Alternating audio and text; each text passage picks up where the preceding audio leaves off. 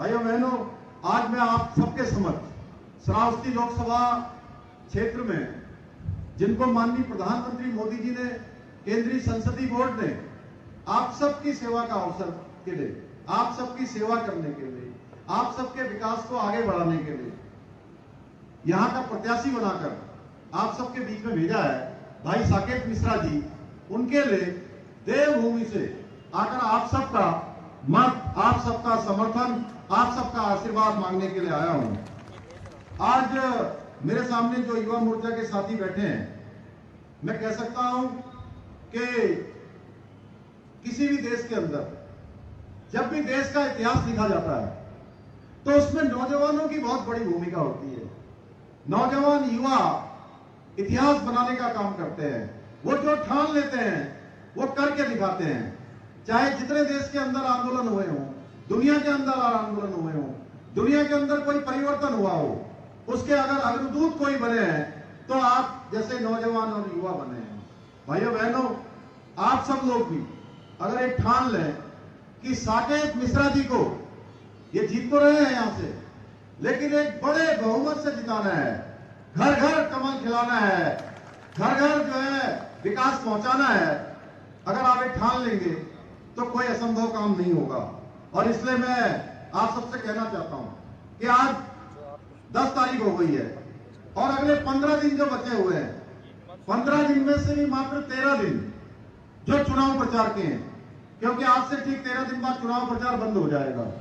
तो भाइयों बहनों, आपने संकल्प लेकर जाना है कि आपने माननीय प्रधानमंत्री मोदी जी की जितनी योजनाएं हैं, जो उन्होंने देश के अंदर बड़े बड़े काम किए हैं, चाहे कश्मीर में धारा 370 समाप्त हुई हो, देश के अंदर सीएए का कानून लागू हुआ हो, या 3 तलाक की कुप्रथा समाप्त हुई हो, या श्रावस्ती जिसका भगवान राम से एक अभिन्न रिश्ता नाता है, उनका भव्य और दिव्य मंदिर बनकर तैयार होना हो, ये सारे के सारे ऐसे काम माननीय प्रधानमंत्री मोदी जी के नेतृत्व में कुशलता पूर्वक संपन्न हुए हैं। इन सबको हमने घर घर तक ले जाना है।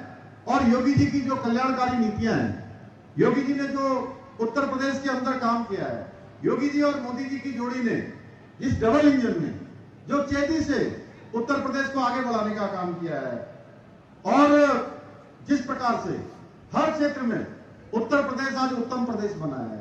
उत्तर प्रदेश एक जमाने में, क्योंकि मैं भी यही लखनऊ विश्वविद्यालय में रहकर लगभग 10 वर्षों तक मैंने शिक्षा प्राप्त करने का काम यही किया है, ये सौभाग्य मुझे इसी धरती पर मिला है।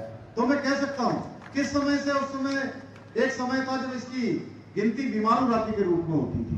बीमारू राज्य से आज उत्तम प्रदेश बनाने का काम, उत्तर प्रदेश को आगे ले जाने का काम मोदी जी और योगी जी की ये डबल इंजन की सरकार कर रही है। ये डबल इंजन की जो सरकार है, हर क्षेत्र में आज विकास को आगे बढ़ाने का काम कर रही है। इसलिए भाइयों बहनों, ये केवल सांसद चुनने का चुनाव नहीं है, ये आदरणीय प्रधानमंत्री मोदी जी के नेतृत्व में विकसित भारत का संकल्प पूरा करने का चुनाव है। भारत को दुनिया का सिरमौर भारत बनाने का चुनाव है। भारत दुनिया की 5वीं अर्थव्यवस्था बन गया है। आप सबको पता है, दुनिया के अंदर आज जब कोरोना महामारी का सामना करते हुए दुनिया के बड़े बड़े देश जो एक अच्छी अर्थव्यवस्था को चलाते थे, उनकी अर्थव्यवस्थाएं चरमरा गई। ऐसे समय में भी उस ब्रिटेन को, उन अंग्रेजों को पीछे करके, जिन्होंने सैकड़ों वर्षों तक हमारे देश के अंदर हुकूमत चलाने का काम किया, उनको पीछे करके 5वें नंबर की अर्थव्यवस्था 11वें नंबर से मोदी जी के नेतृत्व में भारत बन गया भाइयों बहनों। और बहुत जल्दी दुनिया की नंबर 1 की अर्थव्यवस्था भारत बन जाएगा। मोदी जी का संकल्प है कि तीसरे टर्म में, मोदी जी के तीसरे टर्म में भारत तीसरे नंबर की अर्थव्यवस्था बन जाएगा। आदरणीय मोदी जी ने 10 वर्षों में देश की दशा और दिशा को बदलने का काम किया है।